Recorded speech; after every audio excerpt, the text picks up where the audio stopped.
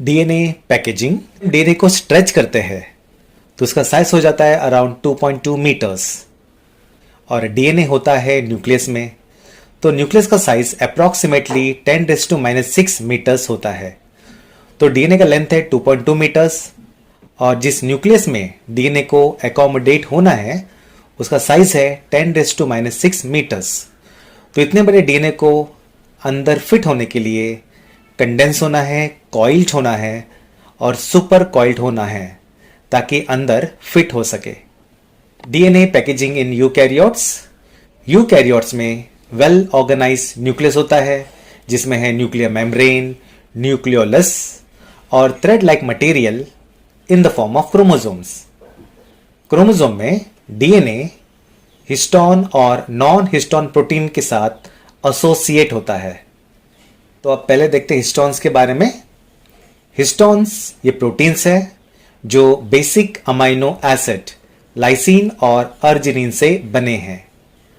Histone में हमेशा positive charge होता है और डीएनए में नेगेटिव चार्ज होता है बिकॉज डीएनए में जो फॉस्फोरिक एसिड है वो नेगेटिवली चार्ज है। हिस्टोन के 5 टाइप्स होते हैं, histone H1, H2A, H2B, H3 and H4। इसमें 8 मॉलिक्यूल्स हिस्टोन ऑक्टोमर बनाते हैं, यानी इस हिस्टोन ऑक्टोमर में होते हैं 2 molecules of H2A, H2B, H3 and H4। और इस हिस्टोन ऑक्टोमर को डीएनए मॉलिक्यूल रैप्ड करता है, उसके अराउंड कॉइल करता है। जहाँ पे डीएनए की एंट्री होती है और एग्जिट होती है वहां पे होता है हिस्टोन H1। एक न्यूक्लियोसोम में जो डीएनए रैप्ड होता है उसमें बेस पेयर होते हैं और यहाँ पे डीएनए अराउंड 2 टर्न्स लेता है। 2 टर्न्स कंप्लीट नहीं होते, एक टर्न कंप्लीट होता है और सेकेंड टर्न जो है ये 3/4 होता है। इस डीएनए में अराउंड 146 बेस पेयर होते हैं। ये सेकेंड हिस्टोन ऑक्टोमर है। तो 2 न्यूक्लियोसोम के बीच में जो डीएनए है उसे लिंकर डीएनए कहते हैं और इसमें 54 बेस पेयर होते हैं। तो यहाँ पे है 146 बेस पेयर और यहाँ पे 54 बेस पेयर, तो टोटल इसमें 200 बेस पेयर होते हैं। न्यूक्लियोसोम क्रोमेटिन के रिपीटिंग यूनिट्स होते हैं जो थ्रेड लाइक है, स्टेन्ड है कलर्ड बॉडी से न्यूक्लियस में और ये दिखते हैं लाइक बीट्स ऑन स्ट्रिंग। जैसे हम धागे को गार्ड बांधते हैं, धागा यानी कि स्ट्रिंग, और जब गार्ड बांधते हैं तो ये बीट्स, तो ये जो है ये स्ट्रिंग की तरह है और जो न्यूक्लियोसोम्स है ये बीट्स की तरह है।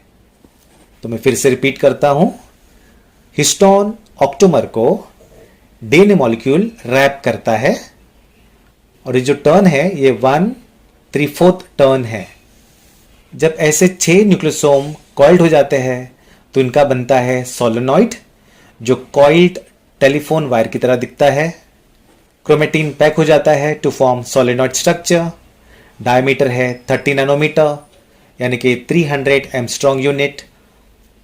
और जब ये सुपर कॉइल्ड हो जाता है इसका लूप लाइक स्ट्रक्चर बनता है क्रोमेटिन फाइबर जो आगे कॉइल्ड होगा, कंडेंस होगा और मेटाफेज स्टेज में ये बन जाता है क्रोमोसोम।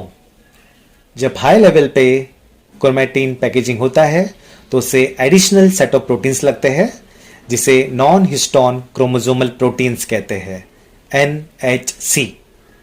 तो इसमें है हेटेरोक्रोमेटिन और यूक्रोमेटिन। इंटरफेस और अर्ली प्रोफेस में कुछ सेगमेंट्स क्रोमोनिमा के या क्रोमोसोम के ये कंडेंस फॉर्म में रहते हैं, इनको हेटेरोक्रोमेटिन कहते हैं और ये टर्म प्रपोज किया था बाय H। ये रीजन्स सेंट्रोमियर, टेलोमियर के यहाँ पे लोकलाइज्ड है और ये इनएक्टिव होते हैं।